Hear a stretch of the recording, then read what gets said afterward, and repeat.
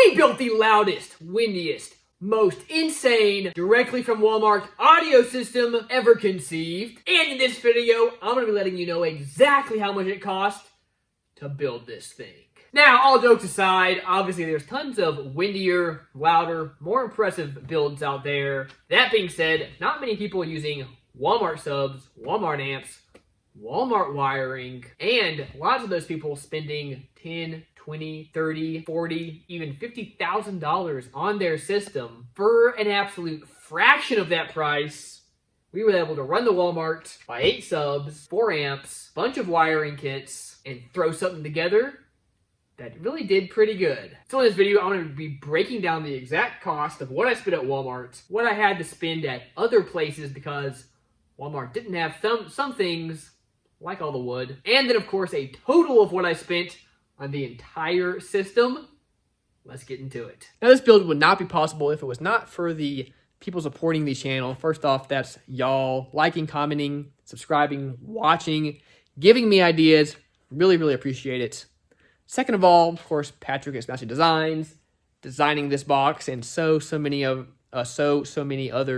of the boxes that I've used on the channel. Third, Big Jeff Audio, hooking me up with the batteries, with the bass knob, just being a big supporter as well. And then, of course, finally, Def Bonds for sponsoring the channel. Quick word from them, then back to the video.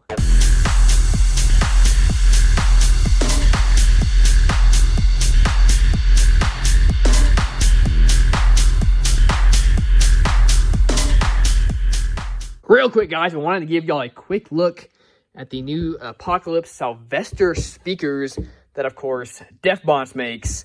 These things are really sweet, of course. A big, heavy guy over here. Now, if your normal ferrite motor is too heavy, maybe you're putting a bunch of these in your doors or something and you don't want to weigh them down, they also, of course, have the Neo version. You get a neodymium motor, so you get the same performance, but at a much, much lighter weight. So cool, guys.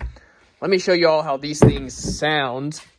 Over here, we have the regular Sylvester. Over here, we have the Neo. Let's turn this thing on so you can hear it.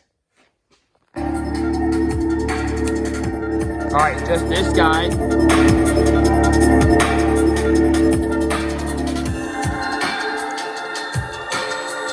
We're gonna turn on the Neo version.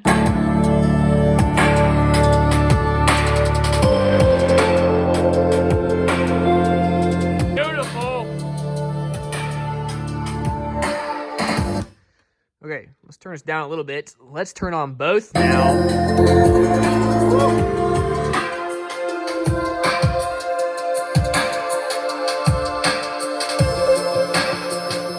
Now, of course, I have the Arnold 8s down there at the bottom. If I turn all 4 on, it is insane how loud it gets in this garage.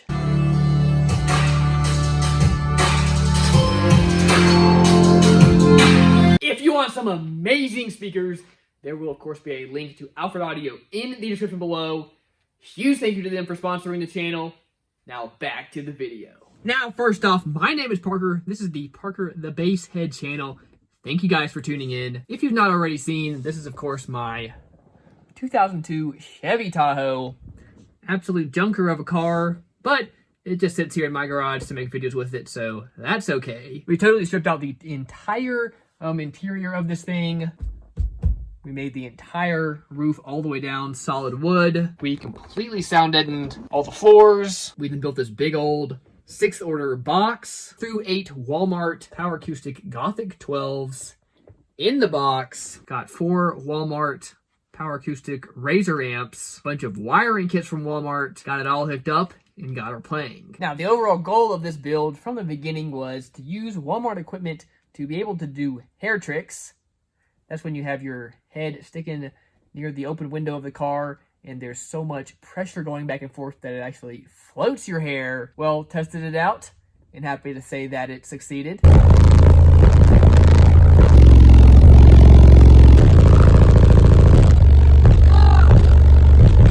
Now, a lot went into this whole system, but guys, it actually was not really as expensive as y'all might think. Go ahead, leave a comment below letting me know what you think it cost, and then when it gets to the end of the video, you can kind of see how close you were. I'll go through all those comments, and if anybody guesses really close to the amount, I'll make sure to comment on it, and I'll even try to pin it up top so everybody can see just how close you got. But let's get into it. Real quick rundown on the Walmart equipment. We, of course, had 8 of the Power Acoustic Gothic subs, 4 of the Power Acoustic Razor 2500 watt amps. At least that's what they claim they do. For the mids and highs, I was able to pick up this Jensen 4-channel amp from Walmart. We then have all that wired up with Walmart wiring kits. Of course, these guys right here, no idea how to pronounce it. Is it Skoshi? Skosh? No idea, guys. Let me know in the comments if you know. But as you can see, just right here, we have at least 5 of those kits. We then got all Walmart speaker wire. We had 1 bundle that runs from the amps to the terminals and then to all the subs. We then got more wire that runs from this amp to all the speakers. We then got 3 pairs of the Skoshi 6.5-inch speakers from Walmart. Of course, 2 pairs in each of the front doors and 1 pair in the rear doors. Now, of course, gotta give a huge shout out to Custom Speaker Pods for sending me these awesome pods that fit in here absolutely beautifully. They look really, really good and were just perfect for these speakers. Same for the back doors. Now, I didn't get everything from Walmart. A couple things that were not from Walmart are, of course, the batteries. Big shout out to Big Jeff for sending me those. Obviously, all the wood in this thing. And then same for a lot of the liquid nails and these screws that I had to buy. Same for the sound deadening, the Def Bonds head unit, the Big Jeff bass knob, LF audio voltmeter, a lot of the miscellaneous stuff like these 12-volt switches, the LED lights, etc. So let's get right into it. What did this system cost? Of course, starting out with all the stuff that we bought at Walmart. Y'all helped me keep Walmart in business this year. We'll definitely say that. First off, of course, the most expensive thing was the subs. We got 8 of those, but all those are under $100, guys. The total for all 8 of those was $768. Next up, we have the Razor amps. We did get 4 of those. Those were a little bit above $100. Total for that was $436. We then had to buy 5 of these wiring kits. This is, of course, kind of their 4-gauge option that Skoshi makes. All 5 of those came to a whopping $305. It was not cheap. Next, we have the speaker wire. I bought 2 rolls of this auto drive speaker wire. I think I got 1 14-gauge and 1 either 16 or 18 gauge. Of course, this is the 14 gauge. The 14 gauge is what I ran from my amps to all the subs. And then the little smaller stuff was what I ran to the speakers. That came to $46. I then bought 3 pairs of door speakers. That came to $126. Then, of course, this Jensen 4-channel amp. That came to $76. And then finally, I did buy a 10-gauge wire kit. That's what I use to get my power from these batteries back here up to my center console control panel. That was a whopping $16. Well, guys, it's pretty crazy, but for all the Walmart stuff, again, all the big audio stuff that made this thing really go, we spent $1,773. Now, while that's a lot to spend at Walmart, guys, that is crazy, stupid cheap. You can easily spend more than that on a single amp. You can easily spend more than that on a pair of 12-inch subs. Guys, you could easily spend that on a big old battery bank. And again, all that is really what I needed to get this thing playing and to do those hair tricks. Next up, we have all the extra stuff that we were not able to get at Walmart. Tons of little miscellaneous things. Of course, the wood, all the other miscellaneous things. Starting out with all the wood, PL glue, liquid nails, screws, basically everything I needed to build the roof and to build this box. Now I had a lot of scrap wood and a lot of things like screws and whatnot lying around. So that really, really did help. But still, I spent $608 on everything that I had to go out and buy specifically for this build. Now, of course, I used the very cheapest 3/4 wood, 3/4 plywood that you can get at Lowe's. So that really helped. If I had bought the, really nice stuff, this could have been a lot higher. Next up, I had to buy a lot of miscellaneous terminals, switches, LEDs, stuff like that. just little things that I couldn't get at Walmart or that it was way easier to order from Amazon. For all that, I spent $119. The really big audio piece of equipment that I did decide not to buy from Walmart was the head unit. Since we're lacking when it comes to quality amps, I needed to make sure that these amps got the absolute best signal that they could possibly get. Nothing at Walmart that I could find was really cutting it, so I ended up going with one of the Defbon's head units. It cost me $180. Now, that would be an obvious place, guys, where you could get some really big savings, but I'm going to be using this head unit in this vehicle for all the other builds that I do. I knew it was a really good investment, and it's worth having that really solid foundation. I first had an old, cheaper Pioneer head unit in here. Once I swapped this one out, it was night and day how much better it sounded. A couple other things, I had to buy a hole saw blade kit.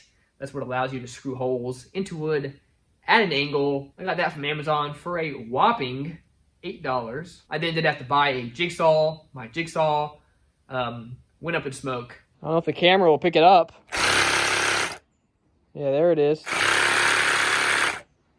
Man! And I had to cut out all those holes in the box, but I was able to get one of the Black & Decker ones at Lowe's, and it was $46. So for all the miscellaneous stuff that I did not buy at Walmart, that comes to a whopping total of $961.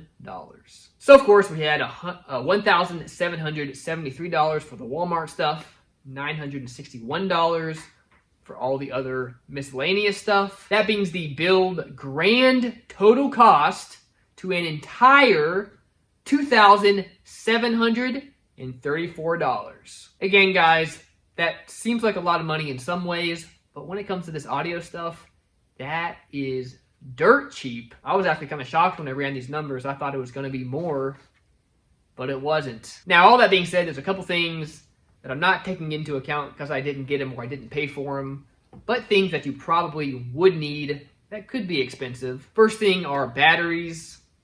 Now, Big Jeff was nice enough to send me the two lithium banks that I have back here, which were perfect for this build. You know, maybe you could get away with a couple of AGM batteries. If you did, that might run you, $300 to $500. You could build a big old lithium bank. Maybe that would be $300 to $600. I don't know. Then, of course, if you do that, the other thing would be a high output alternator. You could, of course, swap out your stock alternator with a high output alternator. Maybe that would run you $400 or $500 if you wanted to run dual alternators, like I plan to do on this vehicle. You, of course, then also got to buy that bracket.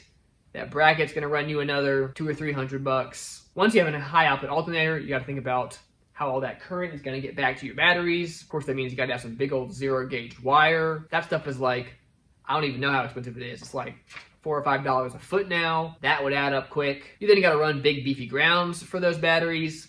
That'll add up as well. You could easily spend another $1,000, if not $2,000, just on the charging and battery system for this system. Here's a breakdown just so y'all can see all those numbers that I got. This has been an incredibly fun system.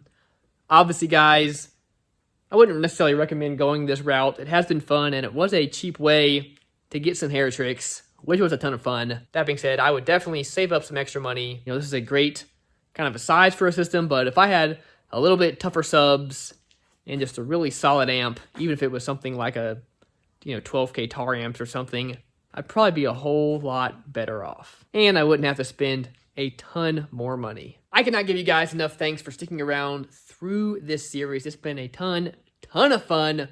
I've always wanted a walled-off system. And while it's not the craziest thing out there, hey, it's put a smile on my face. And it's been fun to do. Could not have done this without y'all. Of course, keep staying tuned though. I think next we're going to put a bigger amp on this just to really see what the full potential of those subs are. Then we'll be ripping out this box, putting in a bigger box so we can stick all 8 of those guys in there. It's going to be awesome. That's going to wrap this up. Remember, as always though, keep basing on.